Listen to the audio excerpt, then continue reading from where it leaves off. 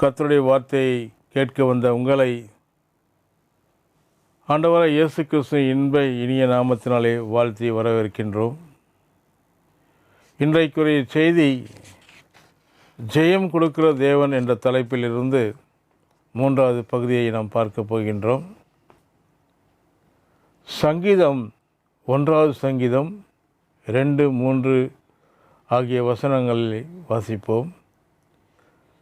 ஆகிய இந்த வசனங்களில் வருகின்ற வார்த்தையினால் வருகின்ற வெற்றியை குறித்து எழுதப்பட்டிருக்கிறது. கர்த்தருடைய வேதத்தில் பிரியமாயிருந்து இரவும் பகலும் அவருடைய வேதத்தில் தியானமாய் இருக்கிற மனுஷன் பாக்கியவான்.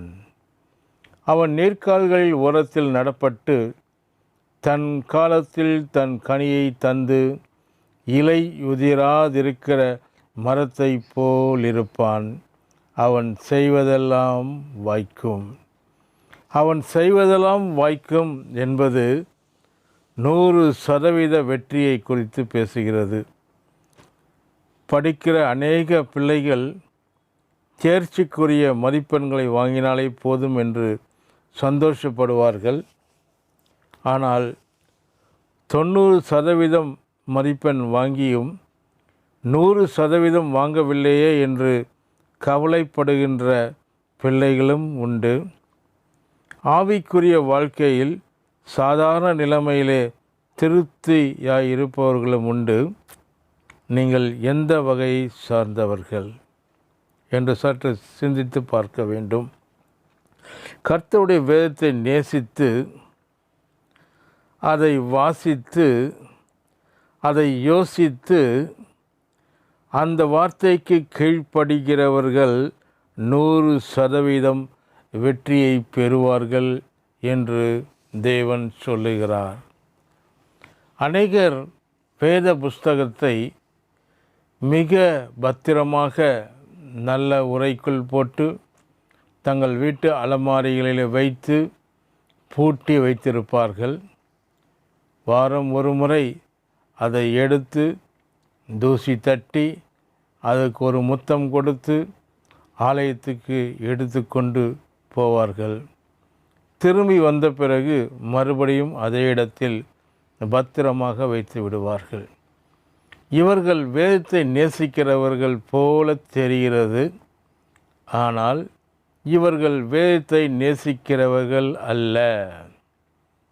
பிறகு யார் வேதத்தை நேசிக்கிறவர்கள்?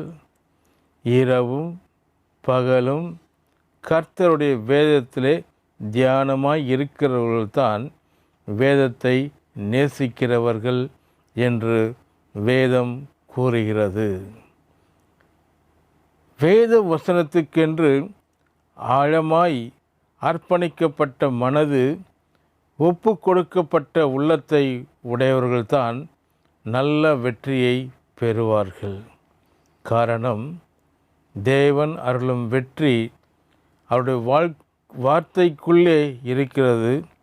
வார்த்தைகளை விசுவாசிக்கிற மனிதன் நீர்க்கால்கள் ஓரமாய் நடப்பட்டு தன் காலத்தில் தன் கனியை தந்து இலை உதிராதிருக்கிற மரத்தை போல் இருப்பான் என்று மேலே சொல்லப்பட்ட வசனத்திலே அநேக மரங்கள் உஷ்ண காலத்திலே இலைகளை உதிர்த்துவிட்டு பரிதாபமாய் நின்று கொண்டிருக்கும். ஆனால் நீர்க்கால்களில் ஓரமாய் நடப்பட்ட மரங்கள் உஷ்ண காலத்திலும் பசுமையாயிருக்கும். மட்டுமல்ல, அவைகள் கனி கொடுக்கிற மரங்களாகவும் இருக்கும். அதே போல வார்த்தையிலே வேர்கொள்ளுகின்ற மனிதர்கள் என்றென்றைக்கும் செழிப்பாயும் ஆசீர்வாதமாயும் இருப்பார்கள். பஞ்சமான நேரத்திலும் கூட அவர்கள் தலை தோங்குவார்கள். அவருடைய வாழ்க்கை வெற்றி உள்ளதாக இருக்கும். கர்த்தர் தாமே உங்களை வெற்றியுடைய வாழ்க்கைக்கு நேராய் நடத்துவாராக. ஆமென்.